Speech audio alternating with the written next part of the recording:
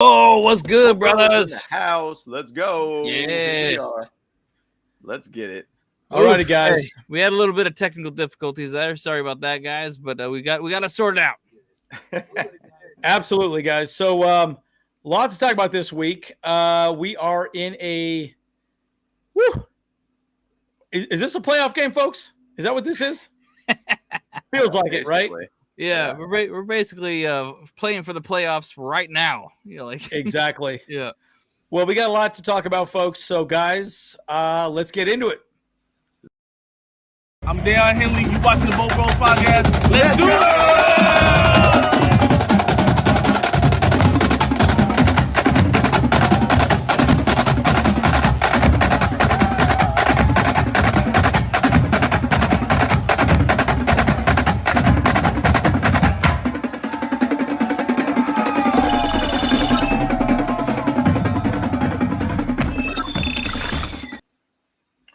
What up, guys? All right. We are back. Okay, so we got a lot to talk about. Guys, so is this a playoff game, James? What do you think? Yeah, I mean, if you look at any of the stats in the past, I mean, really you don't want to go 0-3. History does not tell you you're going to have a good season from that point on. Yep. I think it was like 5 teams that got to the playoffs after being 0-3.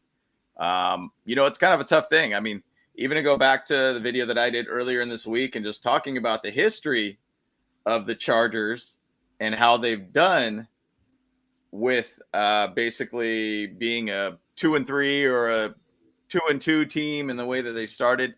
I mean, we've had multiple teams. I think it's 2007 to 2009. We all kind of had like stumbling out of the gate kind of thing. Still ended up getting 12-4, 13-3 kind of situation. We've found ways to basically find a way to get to the playoffs, but really this is a big game for this year in general. I think for the confidence for the team, for the confidence of the fans.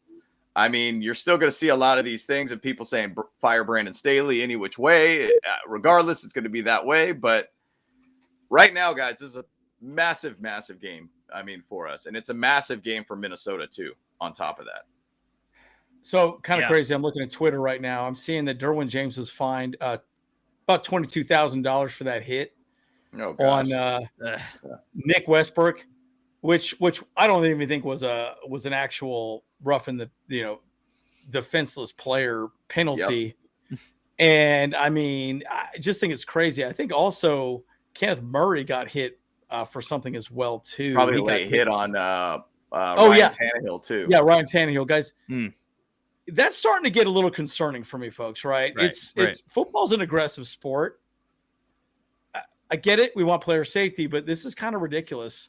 Yeah. I'm just starting to see all these numbers come in, and I'm like, do you remember that one tackle that Derwin James did last year when he picked up Kelsey?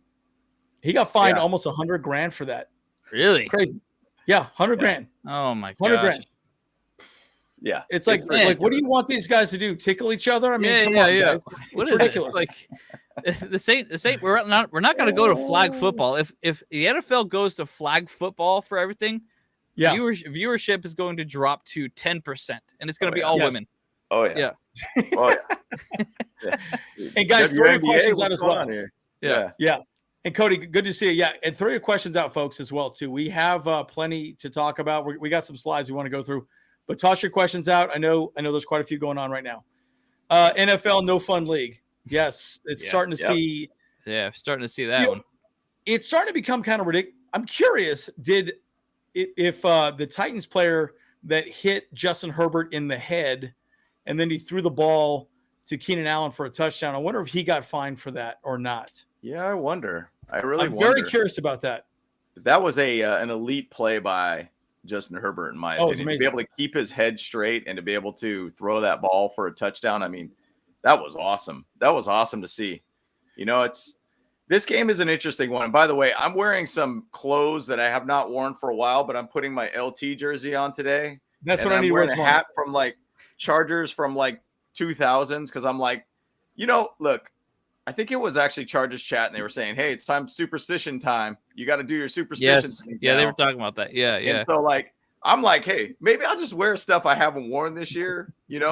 Let's try something different here. Maybe this is the luck right here that we need. I don't know, man. Like, we got to find a way to get this win. I mean, this is a big, big game all around. What's wild about both of these teams is that they're very similar in the same sense of just finding ways to shoot themselves in the foot. Like, I reiterated this week that we were only a couple plays away from being a 2-0 team. That's all it really is. And we just got to find a way to play clean football. And the thing about the Vikings, they've found ways to basically have 7 turnovers. They're +6 in turnovers right now. They have been just decimated by turnovers. You cannot win two games now to basically give up 7 turnovers. They did end up getting 1 pick, which is now +6 basically in turnovers. That's not good. We have not done that. But we've done stupid penalties that have killed us and not finding ways to defend the long pass. That's what's killing us. So a lot to take from this game, guys. Lot to talk about. All right, so let's go into the injury report. I know James did a video on this on Friday. So James, maybe give us some thoughts on this for a second, and then we can add in a little bit as well. If you guys have seen the Marcus Davenport interview of him talking about his injury, I thought it was pretty funny. He just kind of seemed very like, I don't really care if I'm out there anyways. Like, he just seemed really out of it anyways. It was a really strange interview, but Bradbury, I think, said that he's going to be playing. Obviously, Hicks, Christian, and Josh will be out there. They're there, no problem. Now, Austin Eckler played on the sideline for practice, just kind of moving around. He's going to be out. They said multiple weeks, but then they're also saying day to day. So I don't know what's going on here, guys. And then Kendricks is out. Joey Bosa, he's questionable this week with last week being doubtful. He'll probably play. And he had only about 19 snaps last week to Thule having 50 snaps. Now, I'm a giant fan of what's going on with Bosa, Thule, and Mack on the line. Me too. Yeah. Yep. That's huge. Huge fan of that. So Dayon Henley, I think he's going to play this game. It's interesting because, I mean, I know with obviously Eric Kendricks out of this game, which sucks for him because I know he would have loved to play against his old team. I did see Dayon Henley being the 3rd linebacker now. So I would assume that we're going to see the Ranger on field tomorrow. And to be able to see him out there doing his thing. I mean, that's going to be a big thing for us. Hinton, I don't know when that injury happened. I'm assuming it's had something to do maybe late in the game or in practice. Rump, questionable, probably will play because he's had full for 2 days in a row. And Mike Williams with the ankle, he's good to go. So it's going to be interesting, guys. I mean, we have a healthy team. I'll throw that out there with the Vikings. They've had a lot of issues with their O-line. Their O-line has been beat up. Darrisaw, is it Christian Darrisaw? I think is a left tackle or whatnot. He has been out pretty much all year, and he decided to get healthy for this game. So there you go. They did also go out and sign Dalton Reisner too, who was from the Broncos. So they're trying to find a way to be able to get that O-line together. And the one thing they even said too, basically they're just trying to put the best 5 out there for their O-line. They're just like trying to figure it out right now. And, we fortunately have a very good O-line. We have given up 6 sacks though. But, at the same side, we don't have that issue at this moment. So, guys, their weakness is their O-line. Attack the O-line. Find ways to be able to create pressure and make it happen. So, yeah. And again, starting 0-3 is a bad idea. 0-2 is not good. It's weird. I keep seeing different people's statistics on this. This is a little bit more accurate, at least like newer days, right? The 0-4 start for the Chargers and whatever.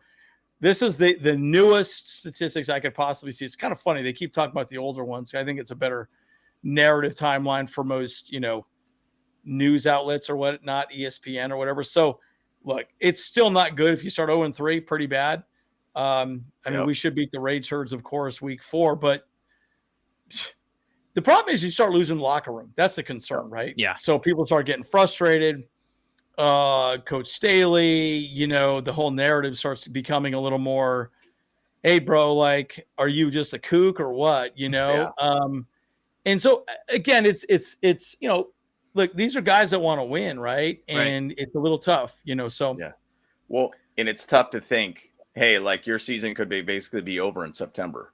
Like that's the hard part of it because only one team in the past 25 years has made the playoffs after starting 0-3, and that was the 2018 Texans. So it doesn't go well from here. Now, the thing about it is NFL has been really, really wild this year. It has been extremely wild of Crazy. A lot of good teams losing and a lot of bad teams are winning for some weird reason. And, every year you can't judge last year, 2022 to the 2023 team because they're all different teams, but we always find some interesting way that we could make this year interesting based upon the Chargers. We always find ways to make it interesting for us this season. So they've started out of the gate making it interesting for us and giving us heart attacks and high blood pressure. So this is going to be interesting, guys. And Ethan, we're going to talk about the defense quite a bit here. Oh, yeah. We want to talk about the offense first because the offense is actually a little positive. And again, guys, throw your questions out as well. We're going to get to them. We're going to get to your questions. We want to just kind of go through a few slides first, and then we'll go from there. So we want to talk about this dude right here, Justin Herbert. Folks, initially, right out of the gate, it ain't a Herbert problem. Okay. He's doing fine. Like he's scoring. Yep. Statistically speaking, let me throw that statistic out there that we talked about a few times already. In the last 4 games, Herbert has 1,130 passing yards, 282 yards per game, 7 TDs, 0 interceptions in a 5-game streak, folks. 5 games. Yeah. Come on. 65% completion rate. It ain't his problem, dude. I'm sorry. It's not his problem at all. The defense has been wet in the bed, and that's the problem, right? So, anyways, we're going to talk more about that, but, we're going to review the stats also, too. So, James, Kyle, what are your thoughts? Go for it, James. Jump. Oh, yeah. Well, bottom line is our offense is putting up points. We put up 50 points, 0 takeaways. We've been doing our job very good on offense. Yep. It's just, bottom line is Kellen Moore is doing awesome. Justin Herbert's doing awesome. And heck, I think even Joshua Kelly's doing pretty good too. So there's a lot to be said about all this stuff. Hey, how you doing, Rich? Good to see you here. Rich, but yeah, we're, it's I can't really say enough, stress enough how frustrated I am with the defense only at this point. Well, we're going to go into that real quick. So let's just talk about the offense real fast, and then we'll go to the defense real quick because the offense has been fine. So look at the offense here, guys. Yep. 6th in points per game, 30 points, guys. In the NFL, when you score 30 points on average, and this is just for week 1 and week 2, you should win games. You should win every game. Yep. Passing offense, 11, 240 yards. Rushing, 5th, 147. Didn't do too great than the Titans. Titans got a good front 7. Total offense, 4th in the league, 287. Third down conversion, 17. All right, you could argue third down is pretty bad. Third down was really bad against the Titans. Bad. 2 and 14 last week. 2 and 14. That's what killed us. us. Yep. Red zone scoring, 17th, 60%. But still 17th. All right, it's mediocre. We'll get that back up. Sacks allowed per game, 17th, 3. 0 turnovers. What? Okay. Yeah. Well, I'm not seeing anything that would show me that we're not doing well. Yeah. I mean, where's the disconnect, right? I don't get it. And just to give you a contrast too, the Vikings are number 2 in the league in passing yards per game at 337. Correct. Scoring only 22 points, 22 and a half points, but their rushing game is absolutely abysmal. Since they lost Cook, basically they are last in the league right now in rushing at 69 yards a game. You can't do that. You have a one-sided situation. Now, once again, I'll say this too about the Vikings. They are also playing a lot of come from behind situations. They're giving up turnovers. They're not allowing drives to continue. It's just an interesting dynamic of how many ways you could lose in the NFL. You could be great in all these stats, but then you make mistakes, mental mistakes, penalties, fumbles, whatever it is. That could just basically be the difference of a 2-0 team versus an 0-2 team. And it's so odd how similar these teams are right now. It's so odd. It's so weird to watch. But Well, just wanted to point that out with the Vikings. And if you recall, Brandon Staley actually wanted Kevin O'Connell to be his offensive coordinator over Joe Lombardi, or AKA Joe Dumbardi. What was that? When he was elevated to head coach, right? So, and then Sean McVay, would not let him interview for the role, and so that, anyways, it's a really interesting conversation how this is all played out in the NFL. But there's a lot to discuss on that. So I don't want to belabor the point a little too much. But here's the defense, folks. Yeah, yowzers! Bad. I mean, this is straight up god awful, ugly, dude. Ugh. Now we need to talk about this. Okay, points allowed, 30th. Okay, there's 32 teams in the league, folks. Yeah. 31 points a game, 31 and a half points a game. I don't know how you get half a point, but I get it. Whatever, it's fine. Pass defense. Horrible, dude. Horrible. 37. We are the worst. Rushing. How is this weird? This is weird, guys. We were the worst team in the NFL last year in stopping the run. Now we're 15th. Yeah. And all I said is I want to be able to have a mid-range rushing defense. Well, we got that. Now we suck at pass defense. But that's all we got. Yeah. Yeah. And I'm like, it's perplexing. It's perplexing. Total defense. 30. So we're the worst team in the league. 32. 438 yards a game. Now, again, remember, the Dolphins just eviscerated us yards-wise, right? Third down conversions, 24th. Red zone defense, we're middle of the pack, 66. That's fine. Sacks per game, 2.5, which we got, 5 last week? Takeaways, 1, 16th. So we're like +1 in the takeaway margin. So not great, not great defensively. And that's what's killed us. We got a lot more to discuss, but what are your general thoughts on the stats, sir, James and Kyle? Yeah, and I could give you a little bit of general ideas of the Vikings too. They're giving up defensively currently. They're down on the list. 336 yards a game. They're giving up about 166 yards on the ground, 170 in the air. So, I mean, they're not doing bad in the air element, but they are also giving up, it looks like 27 points a game right now. Now, this is a 2-game, scope that we're looking at here. They played the Bucs week 1, gave up 20 points. It makes it look better in that sense. We had a battle with the Dolphins, which pretty much throws off a lot of those stats. But, man, it's just there's a lot of things with this defense that is not looking good. And we're going to talk a little bit about the cornerback situation. I mean, Bolt Chris has brought that up right now. Yes. That is something that really has been an absolute nightmare for us. I mean, I thought one of our strong points of our defense was going to be our backfield or our cornerbacks, and it really hasn't. And I know, guys, you guys want to remove this man's head from his body at this moment. I get that. That would be called murder. But here's the point. I'll be honest with you. This is probably my first time I've ever been really frustrated with Brandon Staley because of some of the things that have been brought up. Guys, if you watch Chargers Weekly, Matt Money Smith said some really good things, a bit negative towards what Brandon Staley's been doing. So we're going to go into that right now. So let's talk a little bit about it because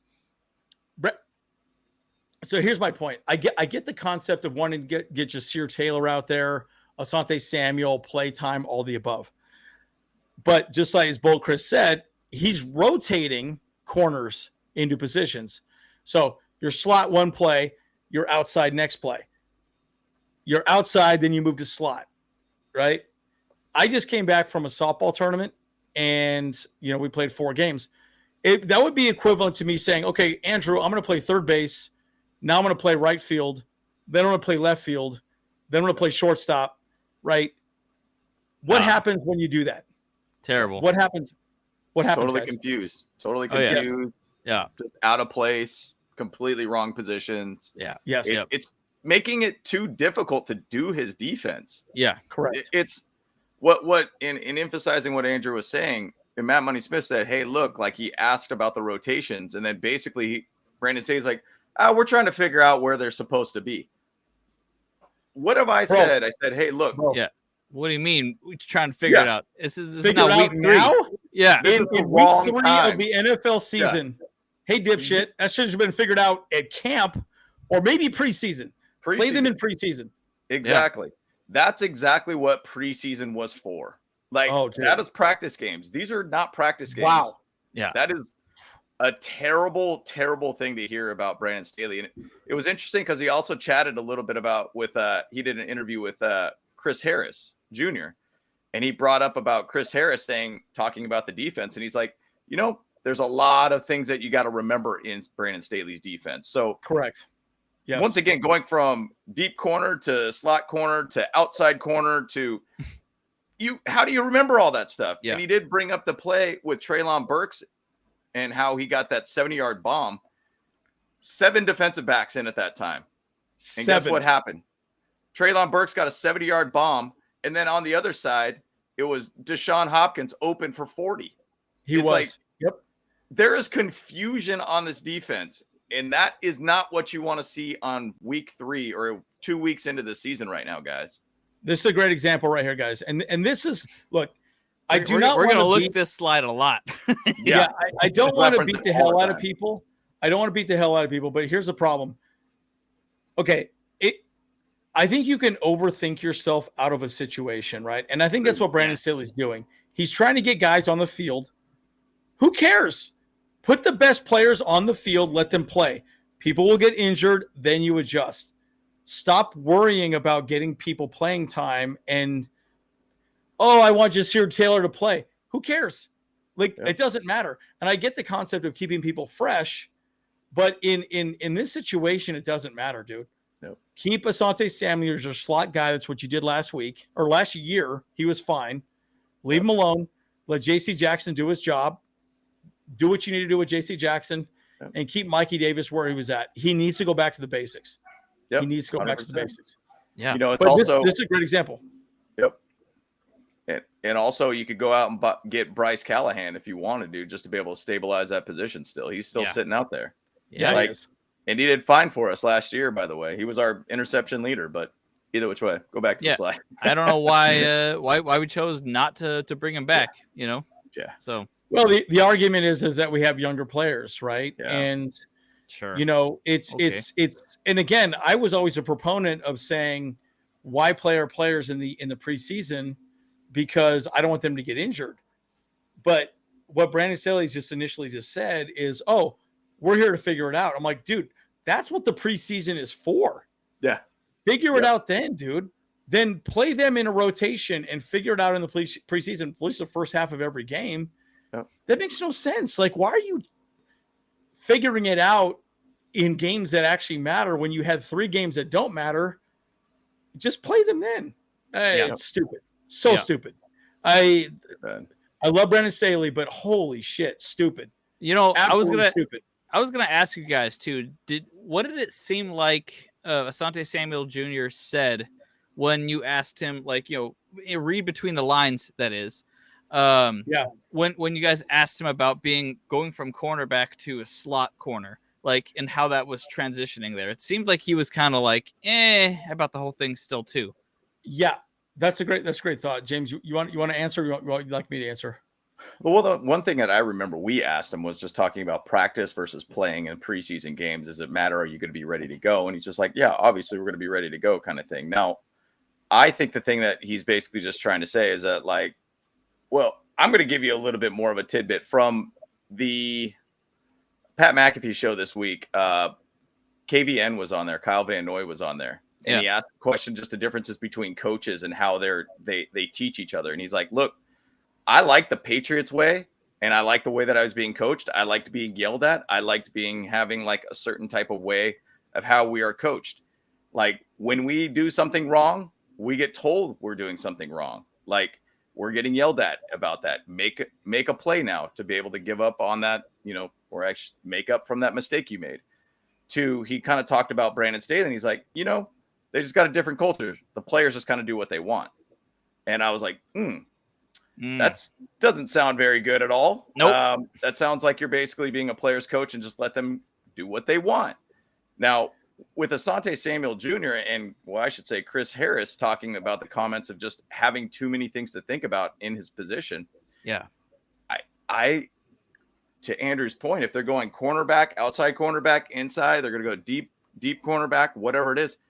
dude, if you got to remember way too many things, it becomes way too complicated. And that seems like what's really happening in the defensive backfield for our team right now. Like, people don't know where the heck they're going. And I think Asante Samuel obviously is not going to say that. But, you know, this is just kind of where I think that we need to find a way to simplify this thing. So I'm going to give you a good example. I play third base. And in softball, they call that, well, in baseball, they call that the hot corner, right? Mm-hmm. Yeah. I like that because the balls hit at me very fast, and I don't think about things. It just comes to me, and I just put my glove in front of me. I either make the play or don't make the play. That's it. It's a pretty simple conversation. I either do it or I don't do it.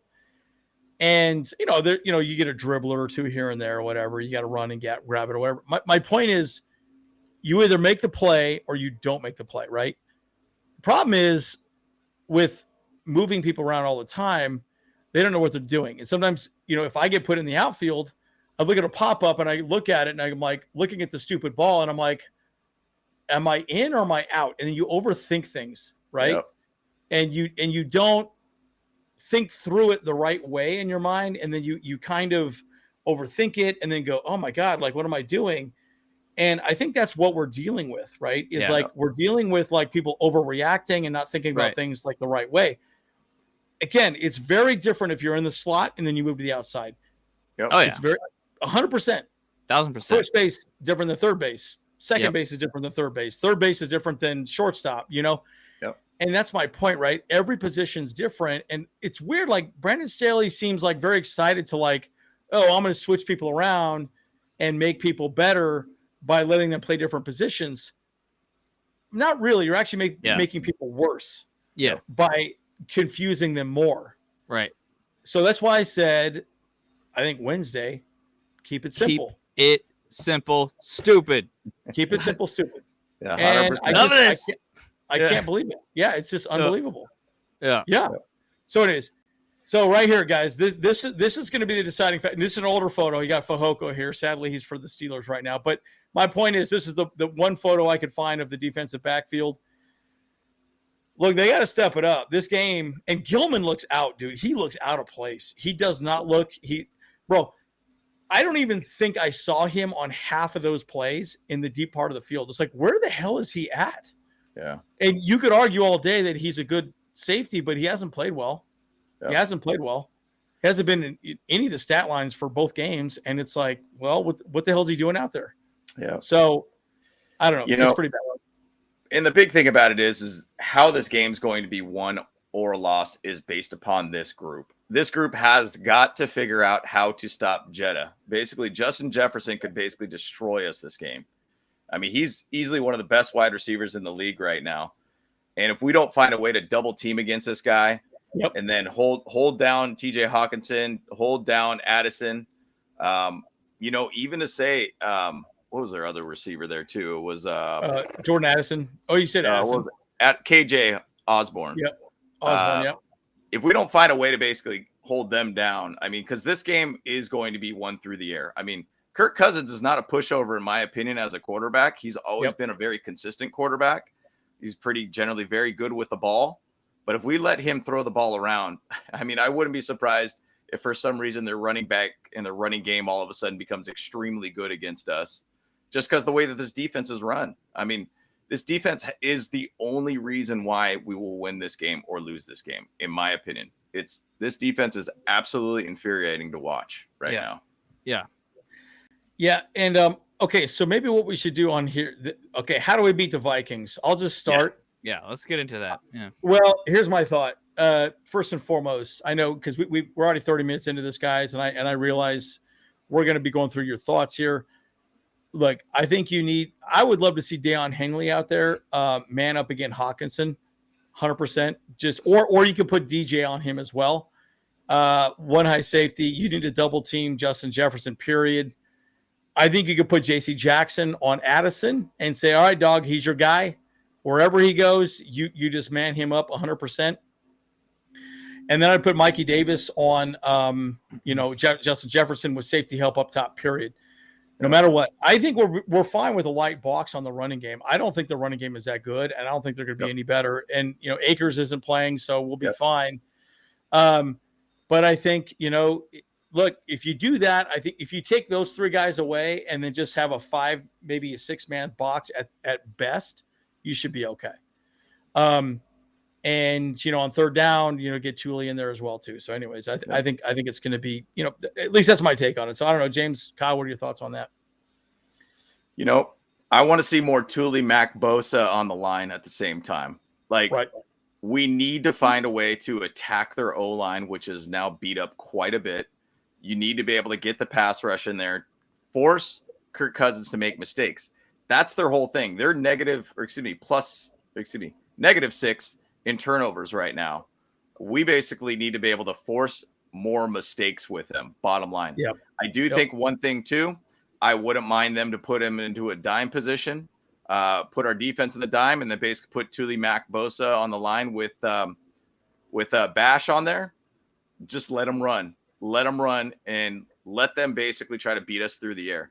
If we could just, but then again, the whole contradicting side of that is they've let people run past everybody at that point when you go in a dime position and find deep outs. We have got to find a way to not allow those big plays happening again. Everybody needs to get on the same page with this defense. But that's where my head's at on it. We almost say like, hey, Kirk Cousins, you got to beat us by the run, and you got to run on us, can't throw on us, kind of thing. Hopefully, it's easier said than done with this defense thus far.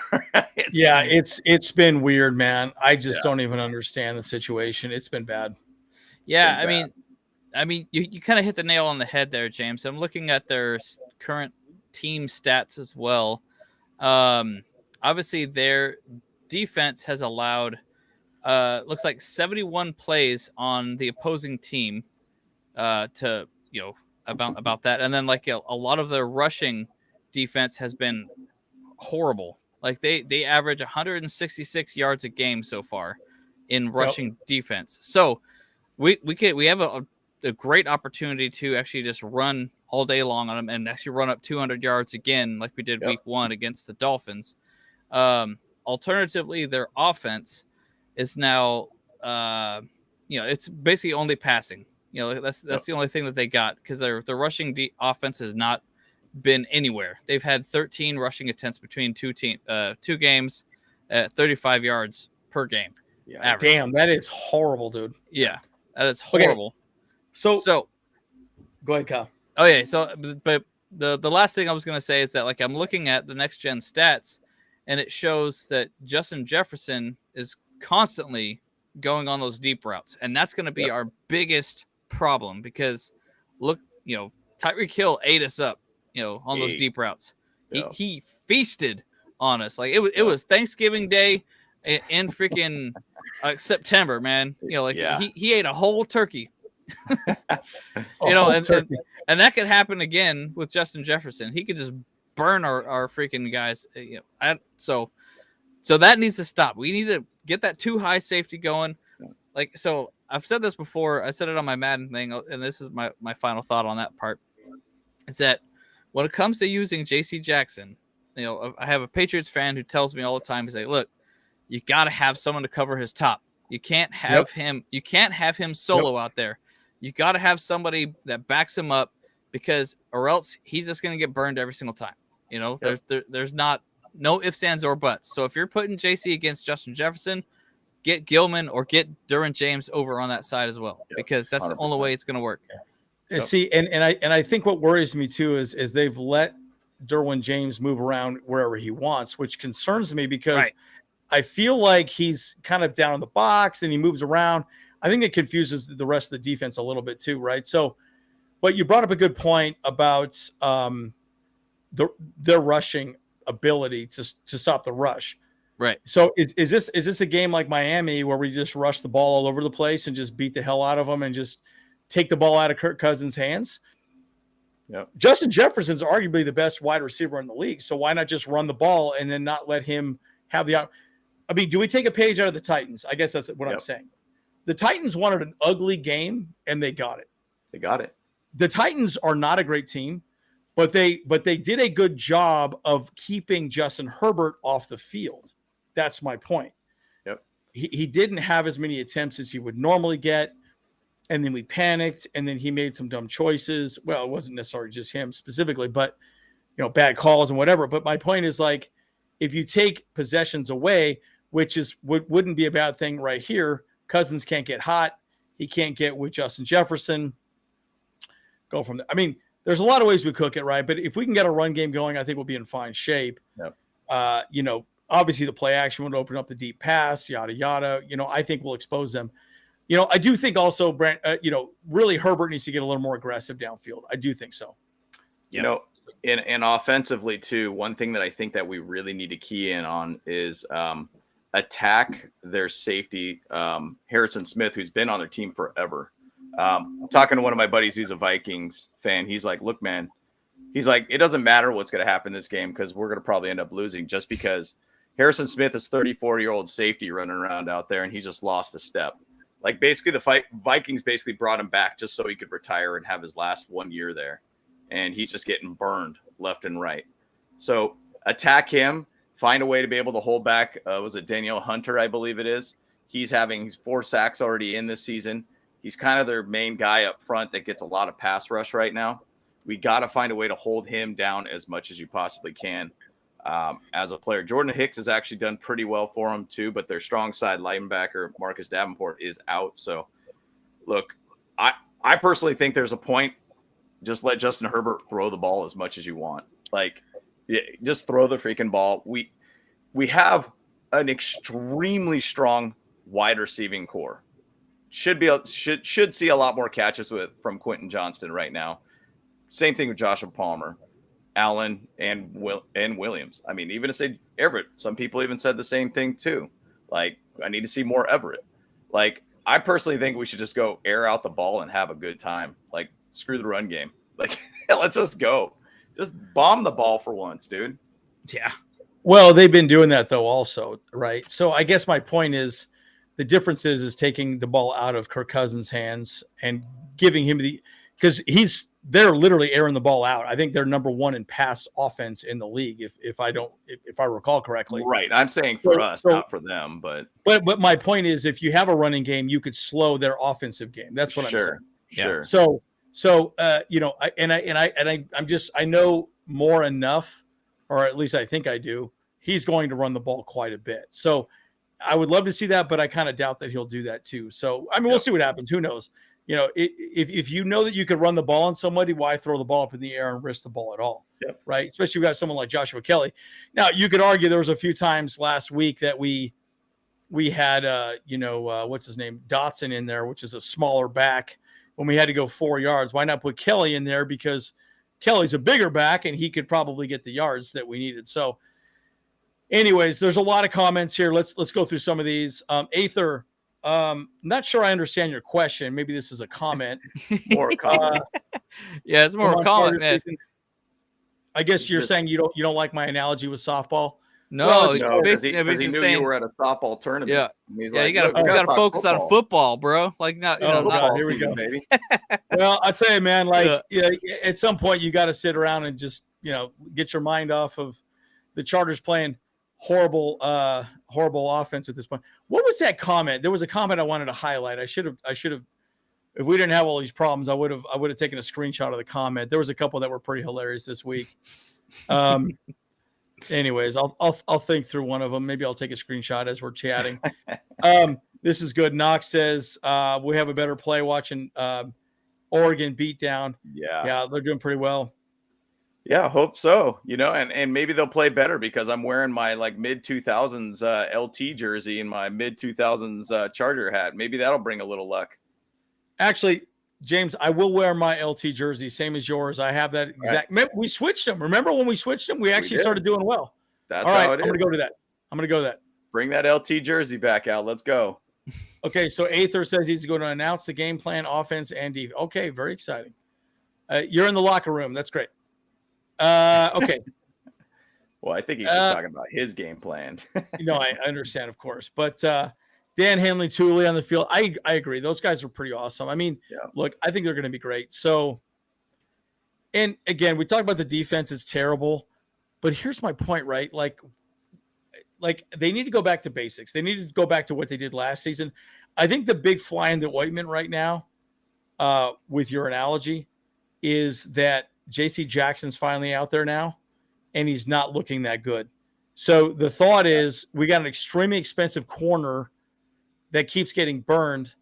Well, great. Put him on like Addison, or put him on, I would put probably Mikey Davis on Justin Jefferson, and then have Gilman on top. And then I would have JC Jackson man up Addison. And then the problem is Derwin James keeps wiggling around all over the field. He's not there for safety help. Oh, sorry, I was looking at trying to stop the run. Well, dude, like, I need you up top to help me not get a deep ball play, right? So those are the problems that start getting a little bit frustrating. It's not even a bad idea just to even throw JC in the slot and then kind of Asante Jasir kind of in the outside. I mean, just for the fact of, if you want to give field time to JC Jackson, that's probably the best route to go with, to be honest. Put him in the slot and give him some time. And it almost, so again, going back to my softball analogy, people want to play the field. There's this one guy who was like, hey, man, I don't want to play right field because I don't get the ball hit to me. I want to play left field. Okay, and I feel like Brandon Staley is like trying to get everybody on the field. Well, who cares at this point? Like, guys, it's a long season. People can step up when they need to step up. Yeah. Play with what you know and move forward and stop. Just stop. It's ridiculous. Yeah. Go ahead, James. Maybe take this thought here from Aether. I think this is his thought here at this moment. Yeah, just offense. It's kind of the same what I've been saying. It's Coach Moore, Coach Staley. You just go to Justin and simply say, we need to win real bad. I don't care. Just throw it 60 times. And, I get it. I mean, the thing about it is our offense has been a little bit of dink and dunk in a sense. But we actually have had more air yards on our passes than ever in Justin Herbert's career. I think it's like 10.5 yards or something, or 10.2 yards or something a throw pass attempt. So it's not looking bad at all for that, but we got the targets to make it happen, by the way, guys. We could do a lot of 4 wide outs with a tight end, and we could have plenty of targets for Justin to look at.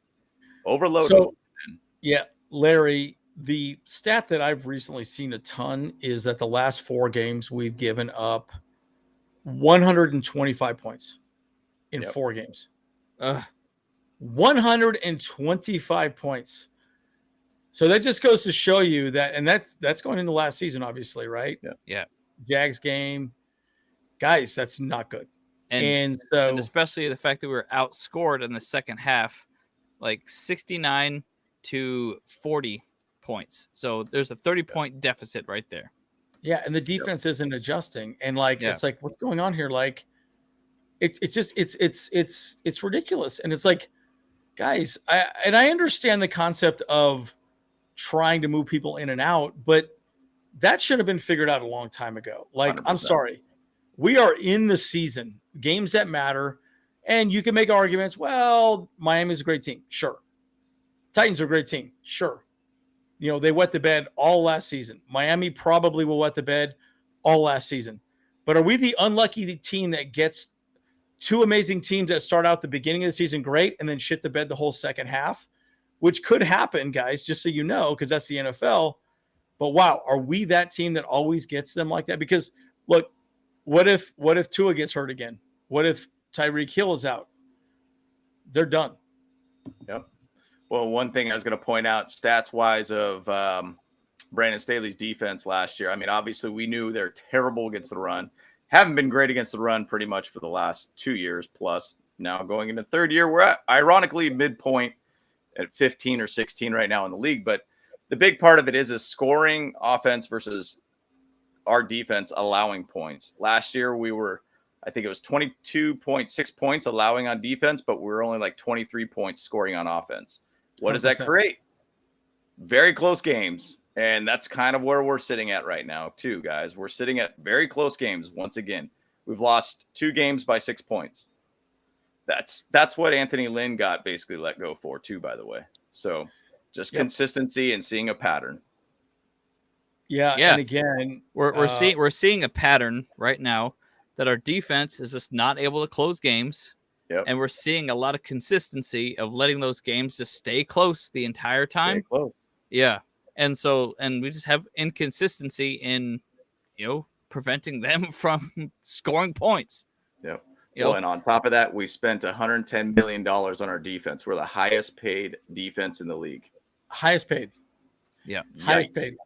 So I had an interesting discussion. I again, guys, we read all of your messages. And I was chatting with a few different people in some of our, videos and whatever. And the reality is this, like, we've got an aging out defense and an aging out offense. Keenan Allen, Mike Williams, and Herbert keeps throwing to Keenan. If you look at the stats, Keenan Allen, Mike Williams, he's throwing the ball to them like 70% of the time. Yeah, easily. And so we're not working Q into the system. We're not doing anything like that, right? But secondarily, the defense is Khalil Mack, Joey Bosa. Khalil Mack has done nothing for 2 games. Mm-hmm. He's looked okay. There's arguments to be made of not giving people big contracts, which we've given people, and just draft younger players and have them go. But then you look at people like Chris Rumph, who's sucked the entire time. He's been horrible. Like, what's the point of even having him out there? He's been terrible. But that's my point, right? Like you got to draft better. Of course, Rumph was an Anthony Lynn draft, if I remember correctly, wasn't he? Yeah, I think he's in his 4th year right now. That's correct. Yeah, so he's Anthony Lynn. But that's my point, right? The defense has improved. Pass defense decreased. It's crazy. Why can't we do everything all at the same time? Horrible. And again, Ryan Herbert is playing at a high level. Yeah, 2 seasons ago, he looked great. I mean, he's fine. And the thing is, Ryan was basically saying he needs to really crack that elite level. And to my point, I'm going to say Justin Herbert had opportunities to be able to close these games out, and he did not. So there is that level that you keep an eye on that. I think Herbert has done phenomenal, but I do think that there needs to be a little bit more closing out game kind of drives. You see it in Mahomes all the time. Like, is Herbert that guy? We'll see. So just so you know, the defense is very interesting. I've been watching a lot of videos on this, like explaining what this all means, right? So just so you know, like if I'll give you a good example. Brandon Staley uses what he's calling what's called like Vic Fangio's cover 6, which is basically 2 up top, but everyone kind of has like this kind of cloud defense base, if Madden terms, right? So right. But my point is, everyone runs it differently. Meaning, your corner looks at the guy. If he cuts inside, you pass him off to the Mike linebacker or the inside linebacker, right? If he cuts in and then moves in this way, you run maybe 10 yards and then pass him off to the safety. These are all things that are happening at any given moment. The problem is everyone runs it differently, and every play is run differently. So that gets very confusing for players as they're out there playing, because it's like, oh, I was supposed to give it off to you. You see people going, oh, dude, where were you at? You were supposed to be up there. Clearly, maybe this corner thought the safety was going to help, but the safety moved over to the other side. I've made the argument so many times over that I think the NFL has figured out that defense, and it doesn't work anymore. Yep. That's my argument. I don't think they know how to beat it. It's, okay, you got to adjust now. And whatever he's doing, well, again, I also don't think we're even playing it correctly. That's a whole nother conversation, which we've already talked about. But I think even if we're playing correctly, they still know how to beat the defense with their plays. Yep, that makes sense. I think I remember seeing a stat about, and this is just something off the top of my head. Hopefully I'm butchering it a little bit. I probably am butchering it, I should say. That Justin Herbert's been able to have 50% of the time when there's a down in the 4th quarter to be able to give the lead back to the Chargers. He's been able to convert that. I'm trying to say it correctly, but basically he's been able to get the lead back 50% of the time since Brandon Staley's been a head coach. So what does that mean? I mean, well, 50% of the time we could do it, 50% of the time we can't. But 50% of the time of those times that he's done it, how many have we still ended up losing because the defense wasn't able to do their job to close it out? 50% of the time, it works every time. Exactly. Right? Exactly. I watched Anchorman the other day. So, but that's the thing. Like, I feel like Justin Herbert does a great job of finding a way to be able to get the lead back but it's the same side. The defense hasn't been able to hold those leads. And that's a hard thing to see. Like, I mean, even in the Jaguars game, we were leading in the fourth, right? Couldn't score. Right. What's up, Carl? Good to see you here. Oh, Carl, what's up, man? What up, Carl? Good to see you. Yeah. He's our barbecue guy. You know. I like it. No doubt. Hey, those ribs are super tasty. Those ribs were awesome. Mm-hmm. Forget about it. Yep. I agree with Andrew on Derwin Staley. Lets him do whatever he wants. See, that's a problem. Derwin James needs to be in the backfield. I don't care. I get that he's a great pass rusher. And I even did a video that I wanted him to pass rush a little more. Great. Pass rush, put somebody else back there as a safety and let them run as a safety. Because you got to remember, on these defenses, they split the field. One guy's on the left side, the other guy's on the right side. What does that mean? If Derwin comes down, then that means that side is open. Yeah. Oh, left side's open. Gilman's going to be on the right side. Mm-hmm. Left side's completely open. Guys, it's not too difficult, right? They understand where these guys are supposed to be. It's just frustrating. It just annoys me. Okay. Bold prediction. Justin, Keenan, 465. Wow. Keenan, 175 yards, 5 touchies. Keenan, 179, 3 touchdowns. I mean, that there's sounds like there's going to be no defense. Heyo. Shoot. And again, it could turn into a shootout. I don't want to see that because it would absolutely aggravate me because I don't want to deal with that. That just sucks. Anyways, I don't know. And I don't know. I kind of would debate the passing there. Like, I mean, their defense on passing is pretty decent. Yeah. But so like I wouldn't go that far for Keenan Allen. I would love to see that for sure. That'd be awesome. But I think we'll see more rushing this game than anything. Last week though, they played Thursday night. So the thing about it is the Vikings have had a little bit of break from their last game. So they've watched us. But last week in my fantasy team, DeAndre Swift basically destroyed them. And basically was 179 yards on the ground or whatnot. Just had a field day with them.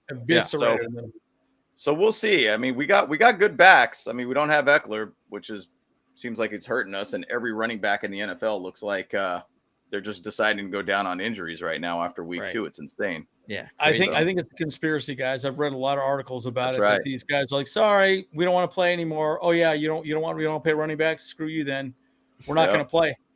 And there's some discussion that Eckler's faking this injury right now, which would really piss me off. Any fan, guys, put it in the chat room. If Eckler was faking this injury, would that piss you off as a fan? Piss me right off. I want to burn his jersey. Maybe not burn his jersey, but I love the guy to jet. Actually, I don't even have an Eckler jersey. What am I saying? I don't have an Eckler jersey. Well, I'll say this though too. I'll give him a week because of like his agent, who's like a very close friend, just died. Very young age. I think he's like 30-something years old or something. Yep. And so that's devastating. Have like a very close friend like that. Someone that has basically been your hype man. He was like the only guy that actually reached out to Eckler to actually represent him. And so 100%. That's devastating. So like I can give him that week, even if he faked it for that 1 week, whatever that. But he's fake. It's I don't know if he's faking it, and it's this week as well. That's a problem. Yeah, that's a massive problem. I remember there's so many jokes about faking it that I can throw out right now. I won't do it. Hey, no, man, do it. It's a kid show. It's a kid show. It's kid show, dude. Okay, all right. Sorry, you don't have to bring your Tinder dates into this thing. Yeah. Hey, whoa, where are we going right here? Come on now. Jeez. Well, and I remember late in the Dolphins game. Eckler was out there, and he was still running around a bit, and he kind of ran out to the flat for like a pass, and he didn't seem like he was kind of hobbling, but I don't even know when his injury even happened. It just seemed kind of out of the blue. We even met his fiance after the game, and obviously she didn't have like a microphone attached to him to let us know what's going on or anything like that. But like it's random. It's a very, very random injury in my opinion. And I mean, obviously you can't say Nick Chubb's injury was faked at all because his leg literally went to a completely different angle. It shouldn't have gone. That was real bad. Fold like that a was taco. Terrible. Yeah, that was bad. Oof. So Joseph Linville. No, I don't believe so. That was 2 years ago. 2 years ago. So we did make some roster moves, just so you guys. And I don't believe we talked about this. We signed Zach Bailey to the active roster, waived AJ Finley, which I thought was really weird. Yeah, I didn't expect to hear that. Curious what happened there. And we activated Dean Marlowe again for this game. So again, maybe we're going to run some dime this week, which I think we should do. If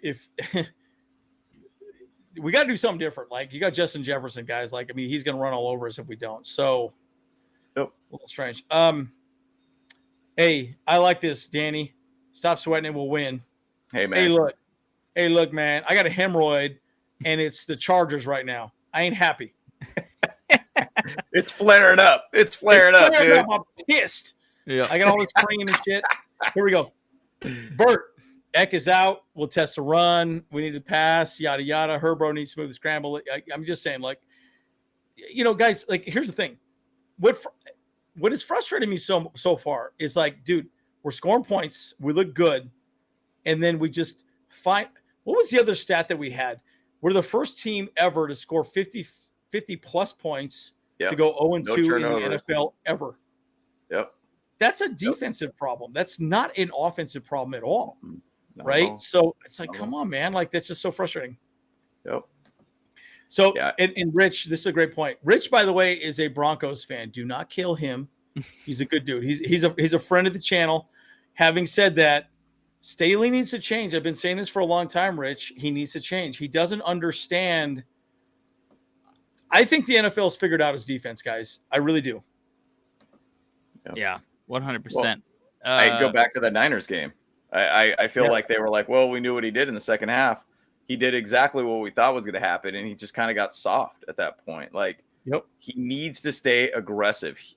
Once again, the drive that killed us in that Titans game, we didn't really do much pressuring at all. We kind of just did a standard 4-man rush, nothing too inventive, kind of stayed in a base defense. They scored a touchdown on us. Ryan Tannehill ran a touchdown on us late in the game. That changed the game, in my opinion. I think Brandon Staley's defense is getting a little stale right now. So he is. It's tough. Yeah. Well, and the reality is this, guys, like, I like us making more man press, right? Like, and I know we tried to do that against Miami, but then we just keyed in on the run game. We didn't want, Henry to beat us against the Titans. And then we just got soft on the top. And I don't know where the hell our safety help was on those 2 bombs. It was just ridiculous to me. And I'm like, come on, guys. Like, this is just stupid. Like, anyways. Bob Rose, you have a finger on the pulse saying we need to simplify defense. Tag coach said the last couple of weeks saying same thing on Twitter. Yo, I'm telling you, keep it simple, stupid. If I was him, I would go back to what we did last season.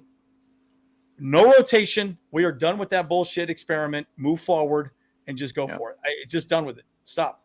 But isn't that Tom Telesco that just said that? You could just walk right into his office, right? Tommy T's burner account. Why don't the Boat Bros walk into the Tommy T's office? Hey, let's walk in with that coffee. What was it? The brown? What was it? The brown? Brown sugar latte or something like that. I bought one of those for Coach Staley. Hopefully he got it. From the Boat Bros. We'll see what happens. BSL, I think is what it was called. BSL. It was tasty. That's pretty good. Yeah.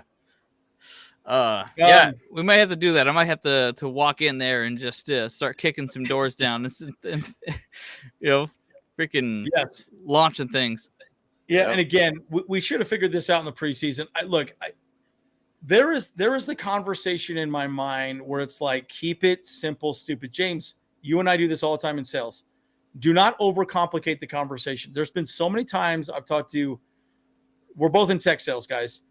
I've had these engineers, they overthink conversations. Oh, this is that way, blah, blah, blah. And no, stop overthinking and don't think for the customer. My point is, right now, he's overthinking for his players. Yeah. Just let them go do their thing, but let them do what they're good at and stop overcomplicating their job. I think he's doing that with Asante Samuel right now, specifically by putting him all over the interior out, stop it. Stop it. Yep. Well, I mean, I did kind of say something like that in the chat as well. Like I think about it like chess in a lot of ways too. Yes. A knight has knight moves. A rook has rook moves. Bishop has bishop moves, and of course, the king, all that stuff. So they don't operate outside of that, and like that's what players need to do too. Like you're not gonna. Of course, we did have a lineman who caught a ball for a touchdown, right? Yeah. The Pipkins, Pipkins, the Pipkins touch. Like what that big boy. So awesome. I was like, awesome. that's interesting, but yeah. So like, I mean, that's just it. These players, like, I mean, football really is a simple sport once you really get down to the nitty gritty of it, and so just keep it simple to these guys. Like we don't want them to be thinking too much on the field. You just want them to go out and do. It goes back to my like of playing third base on Wednesday. I had, I'm not joking, a piss missile hit straight to me, dude. Yeesh. A fucking rocket, dude. It was, I didn't even see the ball off the bat. And I literally just went, boop, and I just, glove went down, caught the ball, walked off. We won the game. Shoot. And I thought about that for a second. Like, this is kind of my point, right? Kellen Moore keeps talking about playing fast. Yeah. That's playing fast. Like, you just don't think. You just go. Yeah. And again, that's why I don't do well in the outfield, because I overthink what I'm doing in the I understand my skill set. That's not my skill set. So it's better. Like, I'm the crazy one that likes the ball hit to me at 100 miles an hour. Most people don't like that. But I'm okay with it because I don't think. I just do. And so I guess that's my point, right? Everyone has different skill sets, and go with those skill sets. And again, Barnaby said a great thing. They don't understand his defense because he keeps changing it up. He's micromanaging what these players got to do. Yeah. And 100%. Mike Williams is not worth the money he's getting paid, in my opinion. He's getting paid crazy money. Yeah. Allen, again, this team is getting paid a lot of money. Bosa, Mack, Allen, Williams. Well, they're here for another season, so let's just ride that pony. Hopefully work some other guys into the system. I've had this thought for a bit. I hate even talking about it, but things kind of start unraveling pretty quickly in the season and starts spiraling. Joey Bosa talked a little bit about it. He's like, look, man, I know my amount of years is getting limited now in the NFL, and I want to win, and I want to win bad. My opinion, this season starts unraveling. People are going to start chirping. People are going to get traded. I will put Joey Bosa will be one of the guys that gets traded to the Niners. And I'm just going to book it because they have like $45 million over the salary or under the salary cap right now. They could afford the dude. They could afford the dude. And I guarantee that could happen. If this season starts unraveling, people are going to start chirping. People are going to want to get out. And Joey Bosa is one of those guys. I mean, I don't think Mike Williams and Keenan Allen will even talk because I think they're buddies and they like hanging out together. So I think they'll stick around. But I think moves will happen at that point. For sure. I mean, I think this though too for Bosa. I mean, he's riddled with injuries every single year. I mean, I think he plays like a berserker. He just goes out there and just rages, and just puts way too much on his body. I mean, I don't know. He's not playing loosey goosey or whatever. He's too tight, too tense. He's all this pent up energy. So then when he goes out there, he gets injured, and so like, I mean, I don't know. He's only had 3 long seasons with the team. I think if anything, he might just retire early. Just get a cash out, and I'm done. Yeah. But I think he would like to be able to play with his brother. Oh yeah, I mean, why not? I would love to play with you guys if I was football. I mean, shoot, that'd be dope. Yeah, it would be cool. We'll get destroyed though. Oh yeah. I fully concede to that. That yes, we would get dominated for sure. Yeah, that's right. And so again, big contracts are going young, and I think this is partially where I do have another frustration with Staley is that I think he gets enamored with playing with players that he likes. He consistently talks about that. Oh, this guy's such a great player. We need him. But the problem is when they are that good, their best years are behind them. Yeah. Look at Mack and Bosa. They're expensive at this point. Yep. So they're bringing in players, but then we talk about guys like Thule. This is where I think this is the one thing I will say about even like Bill Belichick. Bill Belichick's done a great job of bringing in younger players in his system and making it easy for them to be successful. So anyways. Dude, and Thule, man, if you watched a little bit of his highlights of what he did last week, he's got that juice, man. Like, there was one rush that he had where he just went through 2 O linemen and just did like a skip jump and just ran through. And the guy was a menace on the field. Like, I'm excited about Thule. I mean, personally, I think that was one of the best part of the game last week. Like, was watching Thule out there. This guy has a great ability to be able to be a menace on this team, and I'm looking forward to seeing him. I really hope to see Dan Henley out there. I think he's a guy that has the juice too. That could be a difference maker in this team. So one of the things that's crazy, Rich, is Josh Palmer has been open like crazy. Yep. You go back and look at the film, they're doubling like Keenan Allen, Mike Williams, and then Herbert's still trying to fit it into those guys. He needs to start distributing the ball a little better, but Palmer's looked open a lot, and he's not even looking that direction. And that's on Herbert. And so you could argue, well, maybe he should have played the preseason or something. I don't know. Well, and I've seen Quentin Johnston open up quite a bit too. Quentin Johnston's been open a lot too. And he's wide open. So you drafted him in the first round for a reason. Use him. Yep. And he's only, I think last game he was only out 22% of the time. It might even been lower than that. It was pretty bad. Yeah. I was going to say this too. I was just thinking about the defense again. What we really need to end up doing is I think Khalil Mack needs to take him out to Nobu again. Just start having these midweek dinners. Because that was working. That was really getting things going. So we need to get these the defense to kind of rally already. It's already week 3. Come on, man. Let's go to Nobu. I think it was Justin Herbert saying after he signed the contract, he needs to be the one to be able to bring out players. Yeah. He's got bags right now. Yeah, he's got bags. Stacks. Yep. He's got stacks. He's got cheddar.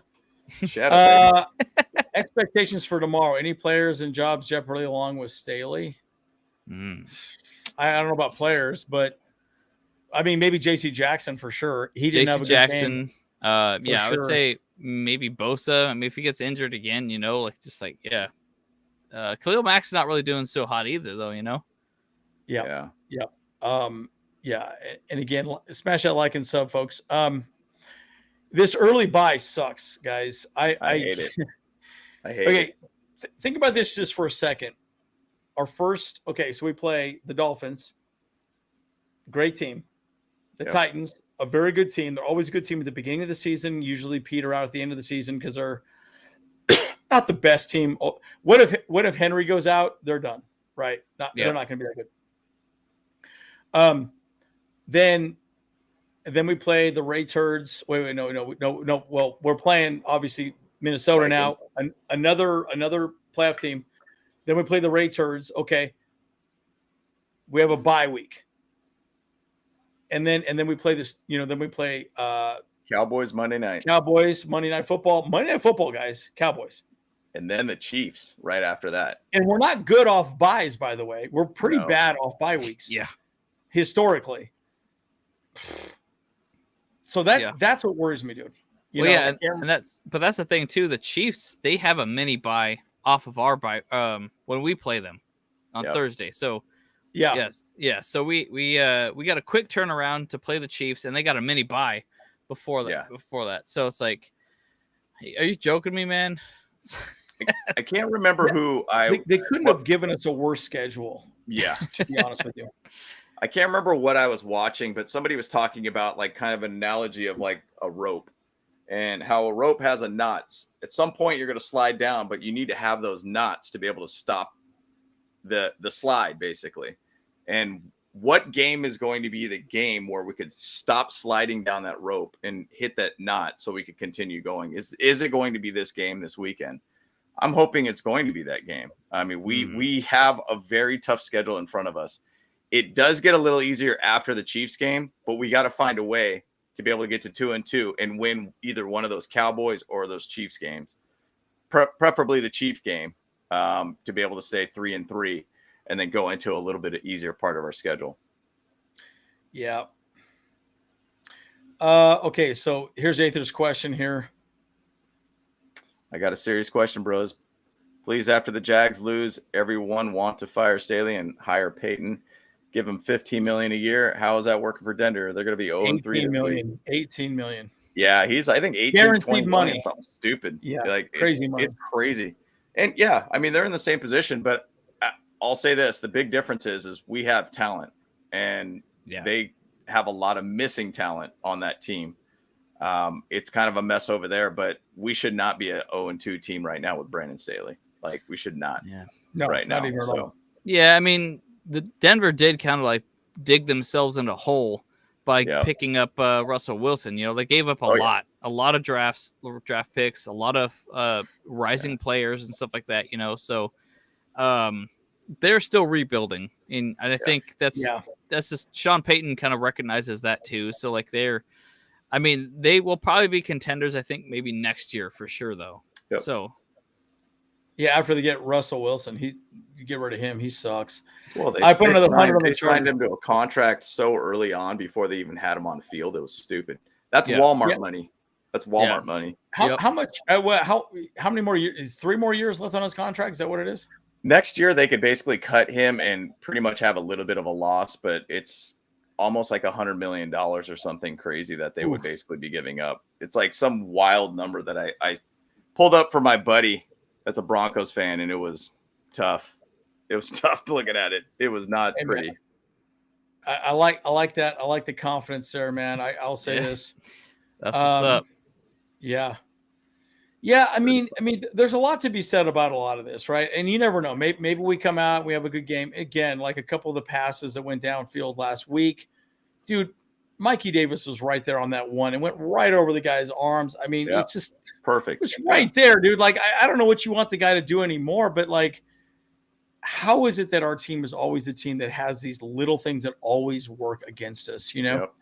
So it is frustrating. It is frustrating. Yep. I'll tell you what, 0-2 teams that have made playoffs, I think there was, of those teams that have made to the playoffs over the time, I think it was 4 of those teams ended up going to the Super Bowl, and 3 of them won the Super Bowl after starting 0-2. So, hey, look, guys, it starts with one game, right? You know, if we come and win this one game, hopefully builds confidence, hopefully gives you some positive momentum. That's all we need. One win to be able to get things going in the right track. Yeah, and Omar said here, perhaps Young can help Herbert leadership develop since he would be a veteran at that point. Something you can probably do a bunch of 5 to 10 year vets in the locker room. And again, I think you're right. I think we've kept a lot of veterans around a little too long, in my opinion. And that's kind of Brandon Staley being enamored with some of these veterans, right? I want Khalil Mack here. I want Joey Bosa here. Man, we got the best players, but they age out.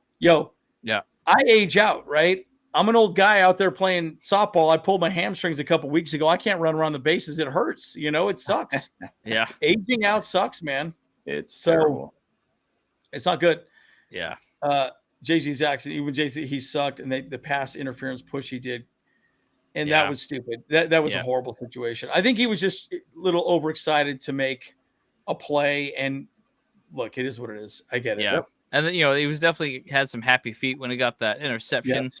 That was the first one in, a whole year, so it's like, like he missed all last season, didn't get anything. So he got happy feet on that one. So, for sure. Yeah. Yeah. And then, Jack talks about this, the whole scripted thing. I mean, really interesting to see what happens. I mean, I don't know. The whole scripted NFL, conspiracy theory is kind of an interesting thing for me, but look, it would be an interesting story. Wow, such an early buy. It would be interesting to see the statistics on early buys, how many early buy teams make it to the playoffs. That's a good point. Be very curious to see that. 13 weeks in a row after a week 4 or week 5 bye. That's brutal. Tough. Brutal. Tough. Yep. I mean, and it's hard, right? Because dude, you get beat up. Like you're not. Look, the injuries happen. And nobody's going to be perfect. Yeah. It'll be interesting to see what happens. So, what happens with Minnesota? This game is so pivotal, right? It's beyond pivotal. But the argument could be made though: is Kellen Moore even ready to be a head coach? I would say probably not. No. No, I don't think so too. Like, I mean, if we And I think that's just the problem too. Like lately, the trend has been since before Nerf Turno, we find younger, cheaper coaches, Yep. And if we, North, I hate to say it, but North Turner was still the best coach that we had on this side of the century. So, he took the division like 4 times in a row. They didn't have Patrick Mahomes though, so to compete with. Yeah. So, yeah, he did have some pretty good teams. That's for dang sure, man. And it's wild to say that Norv Turner was kind of our most recent successful coach. Gotten in a rotation of young coaches that have 4 years, and that's it. So, yeah, it's tough. So, Omar, I would just say this. I think Herbert's not the problem. I just don't think he's the problem. I don't think he needs a veteran quarterback or anything. It boils down to the defense, right? The defense is just giving up way too many points, right? And I just think the league has figured out Brandon Staley's defense, and we brought him over for that reason. But they cannot. He's not adjusting, right? He's not changing. He's not doing anything different, right? But you can make the argument, well, look at Gus Bradley. He does cover 3. Cover 3 is fine. It works. Sure. But anyways, I just feel like they've kind of figured it out.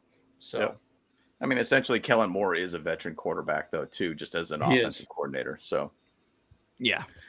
Yep. And our run game has been fine. I do think the Titans had a very good run defense, so that's why we struggled. But I think that's why we might see the ball run a lot in this game.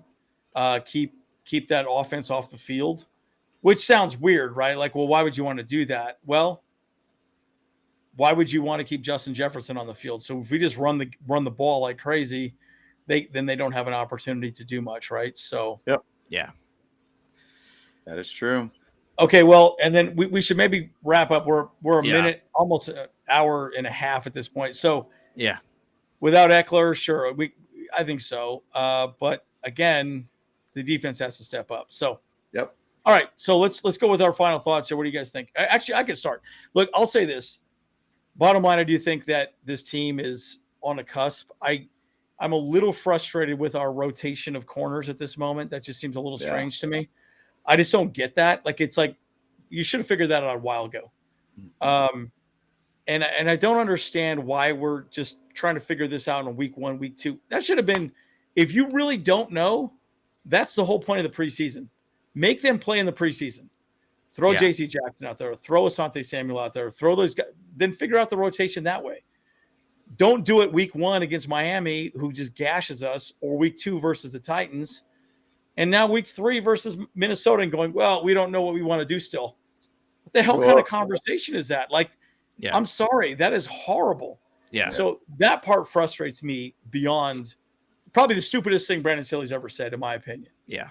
So totally agree. Okay. That's just ridiculous. Like, why are you talking about that?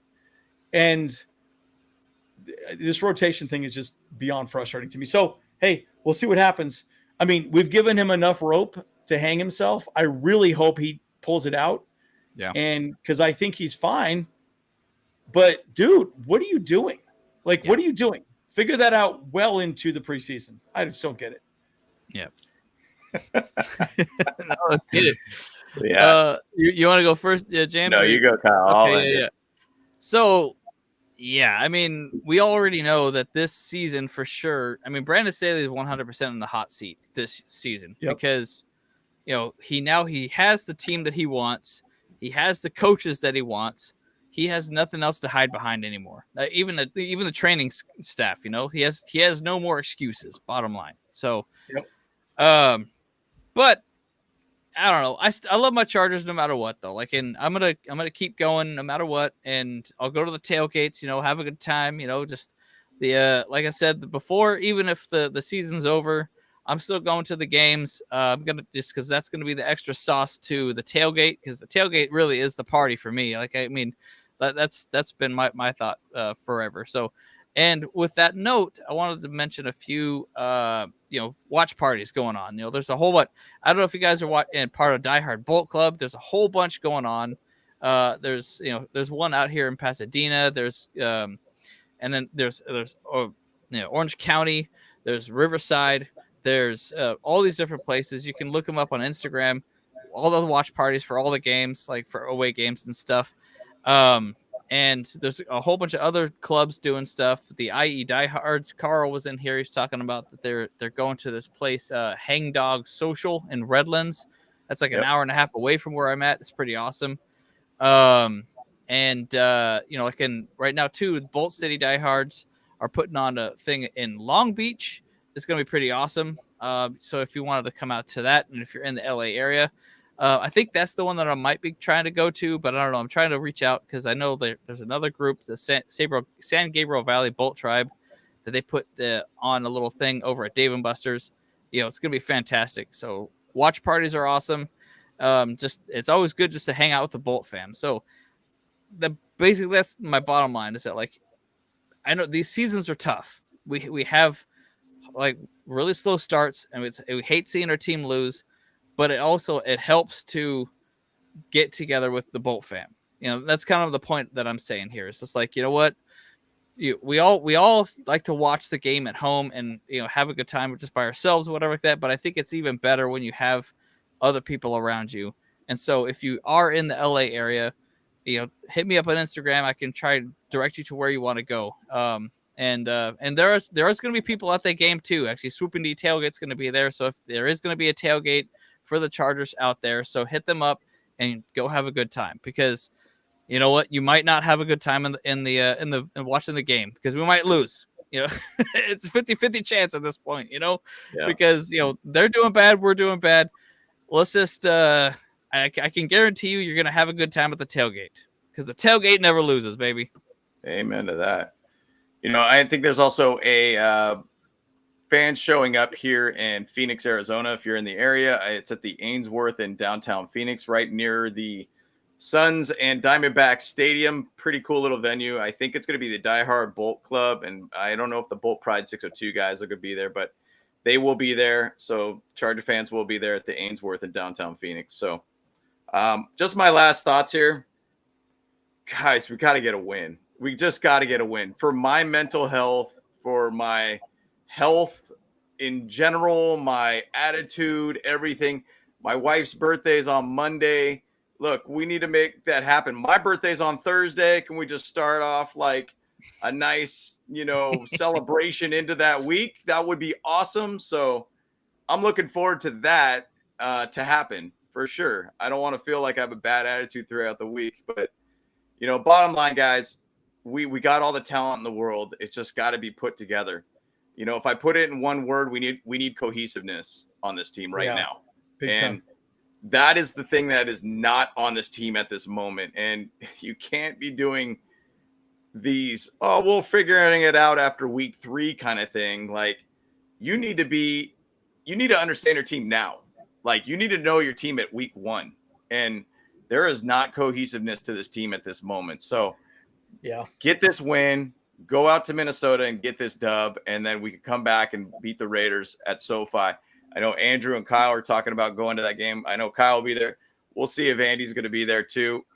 We'll see. We'll see what happens. I think it's. I may have COVID because I can't stand Raider fans. So I know. Yeah. And that's the biggest thing. If we're going 0-3 into the Raiders game, I might want to sell my tickets too on that game. It's like I'll go to this tailgate for sure, but go to the tailgate, get sloshed, smoke some crack. Who knows? Hey, question. Okay, maybe no crack.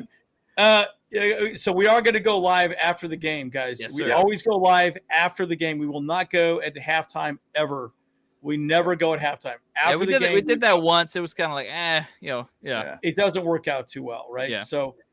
This is one good thought. I want to say this. Okay, one last thought here. Let's just throw a number out here real quick. Brandon Mitchell says, what would you rate Kellen Moore's offensive performance scale 1 to 10, 10 being the highest? I'd give it a 7. James, what do you think? Kyle, what do you think? I'm going to give it a 6 because I think that there's a lot of different game plays that should be called with a lot more wide receivers on field. Create more chaos with more targets for Justin Herbert, make it harder on their defense, and he's not done that. So I give him a 6. Okay. I'd give them about an 8. I mean, we're like a top 6 offense right now, so I'm down for it. We have a little mismatches or whatever going on right now still, but it's still we're above bar right now for sure. So yeah, I love how our frame. I'm 6, Andrew's 7, and then you're 8. Like we're like in sequence over here, guys. Jeez. Hey, Well, and again, so I guess we're stuck at 7. Then I guess that would be the average number. I would say. Right? Average. Yeah, it's about average. Yeah. Yeah, and again, right? Look, it's frustrating. We just want to see this team succeed. It's tough, and it's easy for us to sit back. Okay, I'd like this. Bolt Lightning, 38-31. All right, let's go. Yeah, it's kind of a shootout there for sure. Yeah, we don't want to see that. Let's just put these babies to bed, dude. Let's put a little diamond tap in their mouth, shut them up, put them in the corner, they go to sleep. I like that. Go to sleep. Go to sleep. Suck it. Give him a headlock. Good night. You're out of here. All right, guys. Well, let's hit the button and let's end the stream. All right, guys. Let's say a little prayer, okay? Yeah. Buckle up. Spectacles, testicles, wallet, and watch. That's right. Let's make it happen. All right, guys. Let's get out of here. See you guys. Bros. Let's go. Let's go.